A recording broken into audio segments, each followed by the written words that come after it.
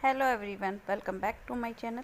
तो फ्रेंड्स, आज का व्लॉग स्टार्ट करते हैं। पिछले कई दिन की क्लिप्स थी ये, जो कि मैंने रखी थी संभाल कर। सोचा था एक साथ ही आप लोगों के साथ शेयर करूंगी और आज आप लोगों के साथ शेयर कर रही हूँ।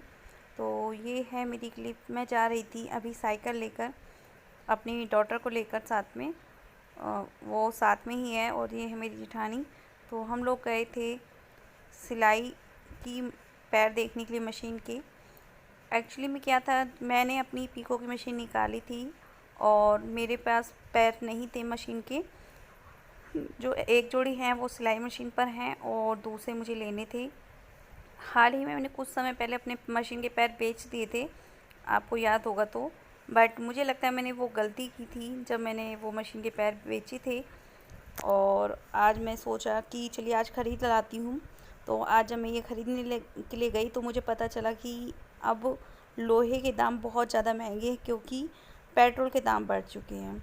तो पेट्रोल के दाम बढ़ने से मतलब ये होता है कि हर चीज़ पर असर होता है। आप कुछ भी चीज़ ख़रीदने के लिए जाओगे, सब्ज़ी से लेकर राशन तक, हर चीज़ पर रेट बढ़ जाता है अगर पेट्रोल के दाम बढ़े हुए हैं तो वही चीज़ मेरे साथ भी हुई थी। मशीन के पैर जब मैं देख रही थी तो जैसे पैर मैंने देखे थे, मतलब अपने बेचे थे, वैसे पैर आजकल बहुत ज़्यादा महंगे हैं। तो फ़िलहाल तो मैं पैर ख़रीद कर ले आई थी। तो ये मैं पाइप वाले पैर ख़रीद कर लाई थी। मशीन वैसे वाले पैर नहीं ख़रीद कर लाई थी जैसे कि मैंने बेचे थे लोहे वाले, क्योंकि वो बहुत ज़्यादा महंगे थे। वो थे मतलब 2200 के थे लगभग।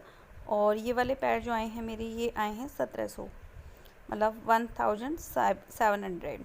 तो इतने ये आए हैं। और आज मैं आप लोगों के साथ में एक गुड न्यूज़ भी शेयर कर रही हूँ कि मैं अपना स्टिचिंग का वर्क फिर से शुरू करने जा रही हूँ। तो आगे आप लोग वीडियो पूरा देखिएगा, कंटिन्यू देखिएगा, तो आपको समझ में आ जाएगा अच्छे से। और देखिए यहाँ पर पैर मेरे आ चुके हैं ऊपर। तो यहाँ पर देखिए मैं अभी इनको ना सेट करने जा रही हूँ। तो जो मेरी सिलाई मशीन वाले पैर थे, इनको मैं हटाऊँगी यहाँ से और यहाँ पर रखूँगी। ये जो नए वाले पैर आए थे, इनको मैं सिलाई मशीन पर एडजस्ट कर दूँगी और जो पुराने वाले पैर हैं उनको मैं पीको की मशीन पर एडजस्ट कर दूँगी। इसका रीज़न ये है कि वो न्यू हैं, तो न्यू पर मतलब मुझे काम करके देखना भी है कि वो ठीक से काम कर रहे हैं नहीं कर रहे हैं, क्योंकि पीको का काम कम होता है और सिलाई मशीन का काम थोड़ा ज़्यादा होता है। तो इसी वजह से तो मैं इस पर पीको की मशीन सेट कर दूँगी और उस पर कर दूँगी अपनी सिलाई मशीन सेट। तो इस तरह से मैं इनको चेंज कर रही हूँ।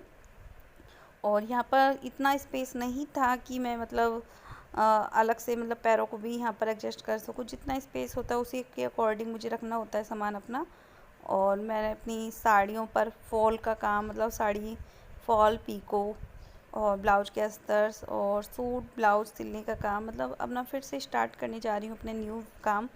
क्योंकि काम करने में कोई बुराई नहीं है। जो लोग आज समझते हैं कि टेलरिंग का काम बहुत ज़्यादा मतलब बुरा है या कुछ है, तो उनको मैं एक बात बताना चाहूँगी कि आजकल टेलरिंग का काम सबसे ज़्यादा बेनिफिट है। बहुत ज़्यादा मतलब काम है, ये अच्छा काम है, घर बैठे का काम है। कोई इसमें मतलब कोई बुराई नहीं है काम करने में।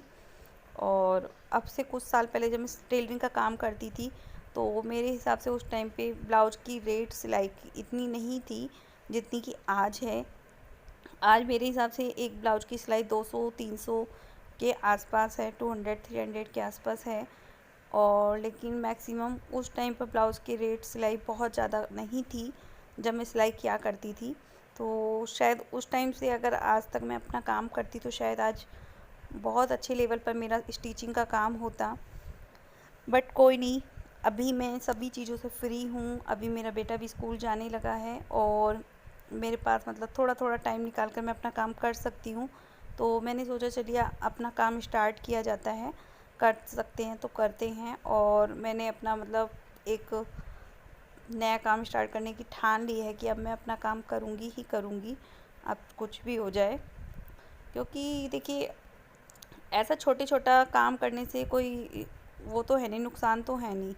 और दो पैसे अपने हाथ में भी रहते हैं और अपना काम करना है तो देखिए शुरुआत तो कहीं ना कहीं से तो करनी ही होगी। तो वही काम मैंने शुरू किया था। और ये मशीन के पैर मैंने पहले ऐसे रखे थे, फिर मुझे अच्छे नहीं लगे तो फिर मैंने इनको ऐसे ही कर दिया, इस तरह से। तो ये मेरा यहाँ पर सेट हो गया टेबल। तो अभी मैं नेक्स्ट डे आ गई थी। तो यहाँ पर मैं कर रही थी पीको। तो देखिए ये ना पीको की मशीन पर मैं इस तरह से कर रही थी पीको। यहाँ पे ना एक धागा होता है जो डालना होता है मशीन के अंदर। तो इसमें ना सामने की तरफ होते हैं जो भी पार्ट्स होते हैं ना धागे डालने वाले, वो सारे सामने की तरफ होते हैं। तो यहाँ पर मैं धागा डाल रही थी।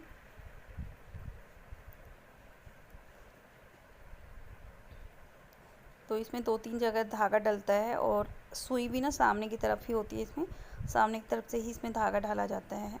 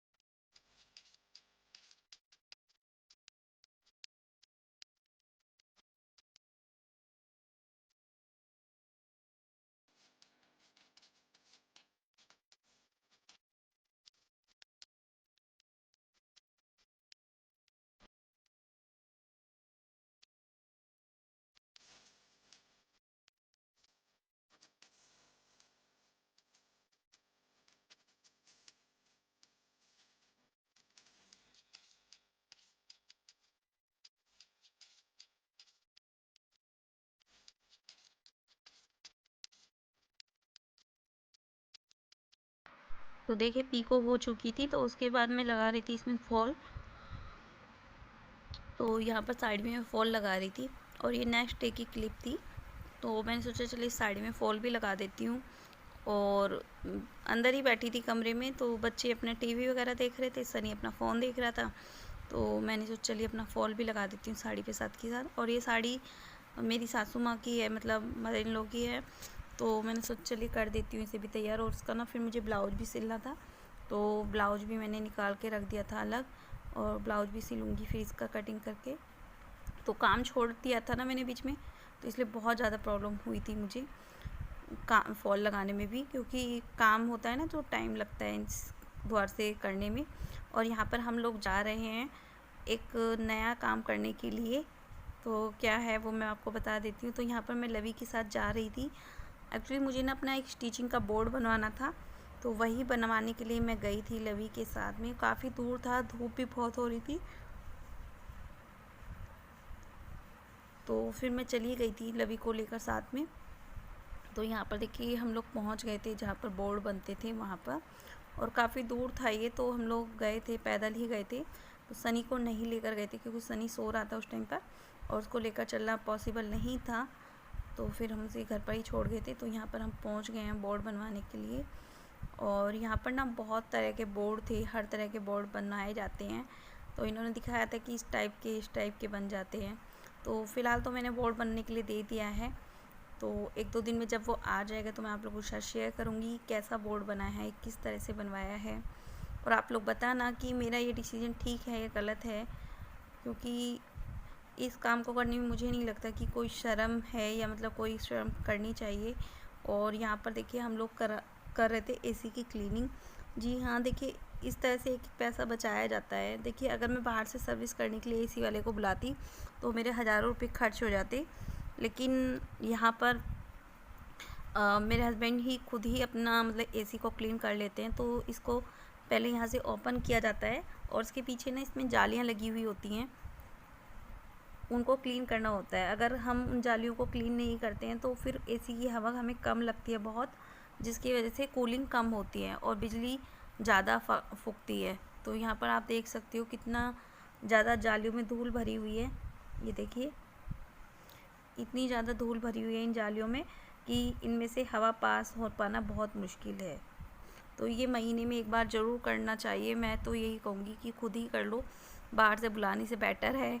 तो महीने में एक बार तो मैं इनसे ये करवा ही देती हूँ क्लीन, ताकि मतलब ये क्लीन हो जाए अच्छे से और हवा भी अच्छी आने लगे। तो यहाँ पर देखिए कर रहे हैं क्लीन।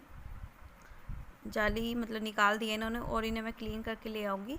और यहाँ पर देखिए पहले मैंने इन्हें ब्रश से साफ़ किया, और देखिए कितनी धूल मिट्टी इनमें निकली है, कितनी ज़्यादा, है ना।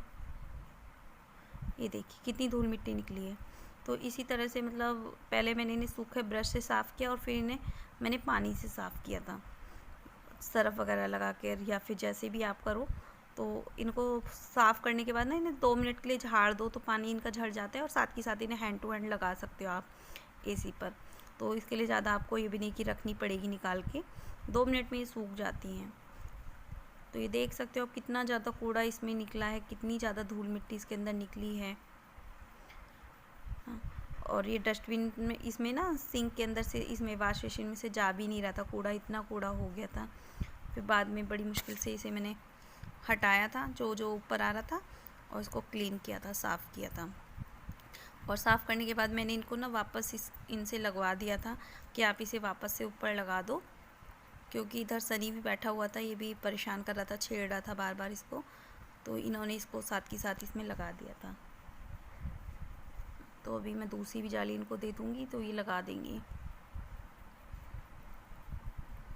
तो इस तरह से अपने मैं पैसे बचा लेती हूँ कि बाहर क्यों खर्च किया जाए जब हम घर पर ही करते हैं। इसी तरह से मैं ना किचन में जो चिमनी होती है उसकी भी जो जाली होती है या ऑयल कंटेनर होता है वो भी मैं खुद ही क्लीन कर लेती हूँ। तो इस तरह से मतलब मैं पैसे बचा लेती हूँ अपना। और वॉशिंग मशीन में भी यही होता है, वॉशिंग मशीन में भी जो जाली वगैरह होती है वो भी मैं अपने आप खुद ही क्लीन कर लेती हूँ। तो इससे एक तो पैसे ही बच जाते हैं, और एक आप ना बिजली का खर्चा भी बचता है। तो देखिए यहाँ पर मैं एसी का स्विच ऑन कर रही हूँ अभी, और एसी चलाकर देख रहे थे हम लोग कि फिर से मतलब क्लीन वगैरह हो जाए, मतलब कूलिंग वगैरह अच्छी हो रही है नहीं हो रही। तो एसी क्लीन करने के बाद काफ़ी अच्छी कूलिंग हो रही थी कमरे में, काफ़ी जल्दी ठंडा हो गया था कमरा। तो अभी हम लोग लेटेंगे आराम से एसी के अंदर। तो मैं एसी बस 20 से ज़्यादा नहीं चलाती हूँ, 20 से कम पर नहीं चलाती हूँ।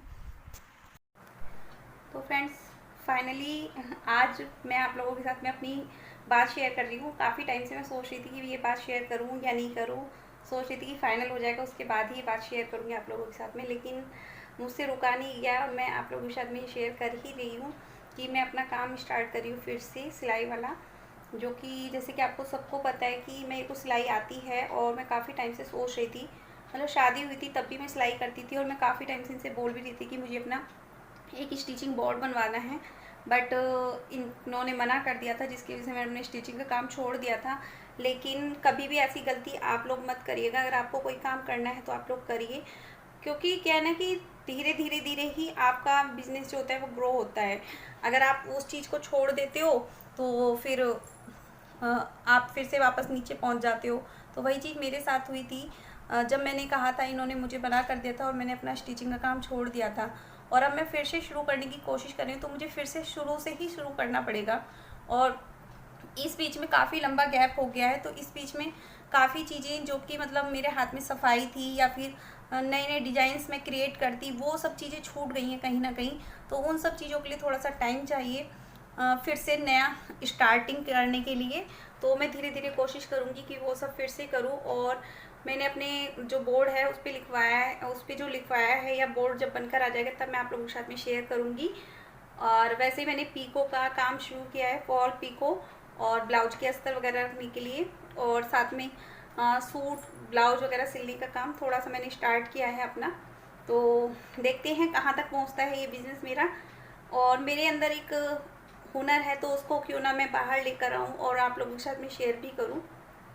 तो वही सोचकर मैंने सोचा था कि चलिए अपना काम शुरू कर देती हूँ, क्योंकि यूट्यूब से तो मुझे कुछ भी अभी तक मिला नहीं है। एक काम करती हूँ, मैं नेक्स्ट वीडियो इसी टॉपिक पर आप लोगों के साथ में शेयर कर देती हूँ, क्योंकि काफ़ी लोगों के मुझे कमेंट्स भी आते हैं कि आपको 2 साल हो जाएंगे यूट्यूब पर, आपने अभी तक कितना कमाया है। तो मैं इससे नेक्स्ट वीडियो इस टॉपिक पर भी बना दूँगी कि मैंने यूट्यूब से अब तक कितना अर्न किया है। आई होप आपको ये वीडियो पसंद आया होगा, और वीडियो पसंद आया है तो वीडियो को लाइक और चैनल को सब्सक्राइब जरूर कीजिएगा विद बेल बटन, जिससे मेरे आने वाली हर वीडियो की नोटिफिकेशन मिले। तो चलिए मिलते हैं आप लोगों से नेक्स्ट व्लॉग में, तब तक के लिए बाय बाय, टेक केयर।